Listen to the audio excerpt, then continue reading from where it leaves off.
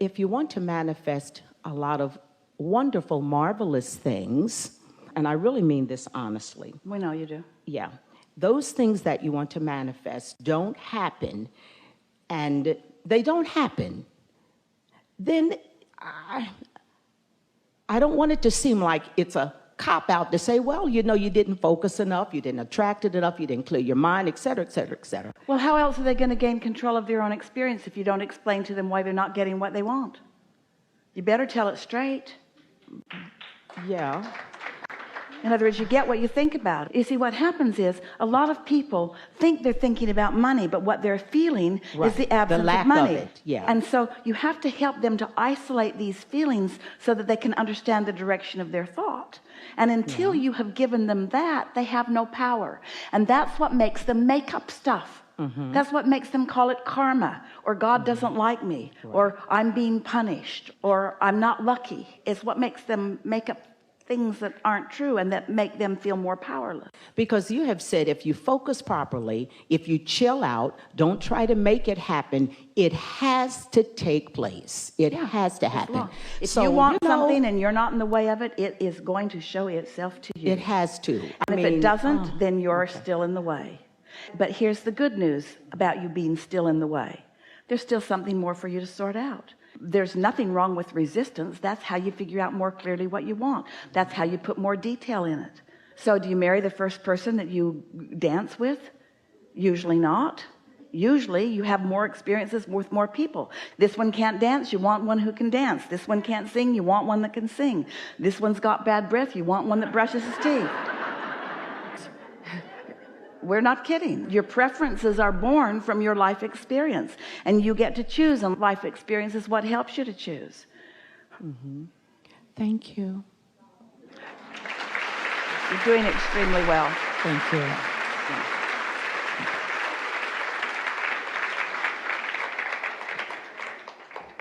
Wouldn't you like her to counsel you? Doesn't she feel good? I'm a pastor. We know. Yeah, you've got that source energy flowing through you in a really strong way. And when you really open up that door, you're going to have so much fun. So much fun. Right here. That door's open a lot. It's only closed when you bring some bogus belief forward that you're afraid not to say because you think other people believe it. It's hard to speak against what a lot of people believe. So just get clever. Find ways to speak about what you know they are resonant with.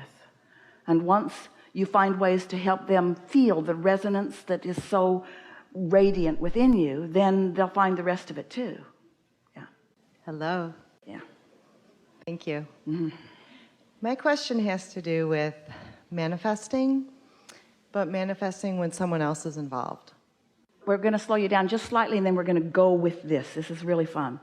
So let's just acknowledge for a moment that every moment is a manifestation, because in every moment there's physical stuff to experience.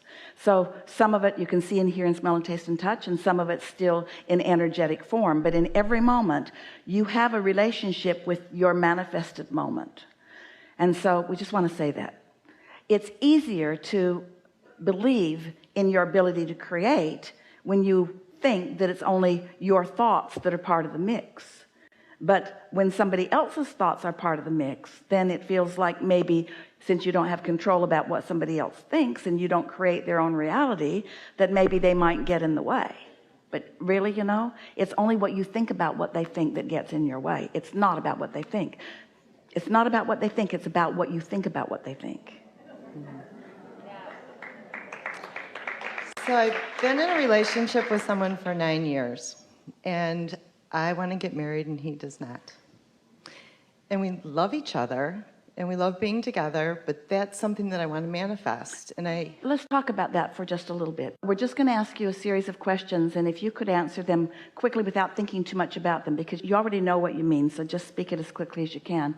What does the marriage contract mean to you? Why do you want it? Will it further your joy or will it protect you? protects So, me.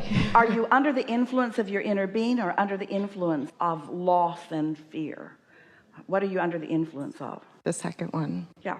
So if someone really loves you and they have no intention of going anywhere, and you say to them, I need some proof, they might want to say, there's something wonky about that. I'm right here. I've been right here. We want to talk about this under the influence, because those are the two categories that you want to pay attention to. In other words, there's the married bunch and the not married bunch and so forth, but there's really the under the influence of source in the moment, or the not under influence of source. So if you're feeling guarded and you want some protection, you're not under the influence. That's not the time to really get what you want, because what you want is coming from some other influence, not the influence of who you really are, and certainly not the influence of your inner being. Yeah? Yeah, probably. We think a really good marriage contract would be some verbal thing that goes, I like you pretty good, let's see how it goes. So far, so good. I like you pretty good. And we're not discouraging marriage. What we really want this conversation to be about is, what are you under the influence of? Esther's had some dash cards printed. She chose dash cards rather than bumper stickers. The dash card, when you look at it, you can't read it because it looks all backwards, but when you put it on your dashboard, it reflects onto your windshield subtly, so you can read it, or in a mirror you can read it. And she thought the dash card was better than a bumper sticker. She didn't think you should run around with a bumper sticker that says under the influence, because people might misunderstand. But it reminds her, what am I under the influence of? When I feel I want to get married, what am I under the influence of? Fear, guardedness, insecurity? What am I under the influence of? I think just wanting to have a family, like to feel like we're What family. difference does that make? Living Oh, together. are there laws? Living together. Are there rules? It'd be good to live together. Yeah, so are we freaking you out? What does that piece of paper have to do with anything? That's what he says all the time. But think about it in the context of what we're talking about here. We're encouraging your connection to your inner being. What do you think your inner being thinks about that? It's not necessary. When you are feeling love in alignment and flowing it towards someone, in other words, what's more than that? What's more than that? You answered the first question, which is the only one. Esther used to say to Jerry, because she dragged him off and made him marry her. And she would say to him, I made 50 copies and I've buried them in every state. She used to just tease him, so I'm secure. And he'd say, can you remember where you buried them all? And she says, yeah, here's a map right here, right here. But she was always just playing with him. You know, do it or don't do it, but don't let it be the reason that you are out of sync with who you are or out of sync with your lover. Something Thank you. more? No. Yeah. Thank you. Yeah. We've enjoyed this interaction immensely, more than words can convey to you, but maybe you felt it as it happened. Maybe you could feel the enthusiasm of your inner being as new insights sort of took hold in your own mind. One thing is certain, we know this for sure, that your point of attraction has shifted in the time that we've been here together, and things that you haven't been allowing will more easily flow into your experience. And this is the most important part. You are going to make the correlation between the vibrational shift that took place because we had this conversation together and what you are now allowing into your experience. More of those big things are going to be flowing in. More and more and more and more and more of them. We want to call your attention toward the cooperative components of the universe, toward the cooperative components of your desires. And we want you to feel with us that in this vibrational reality, the essence of those cooperative components has already been gathered. And so the thought paths have already been carved. So much more has already happened about the things that you want than you have any conscious realization of, because you've been waiting to see it before you believe it rather than believing it before you see it. If you can believe in this vibrational reality, if you can believe in the power of your own thought, and if you can demonstrate for yourself some capability of holding your thought on some subjects in a place that you prefer and then watching the evidence of it, then you've got it. Then there will be nothing that is apart from what you desire.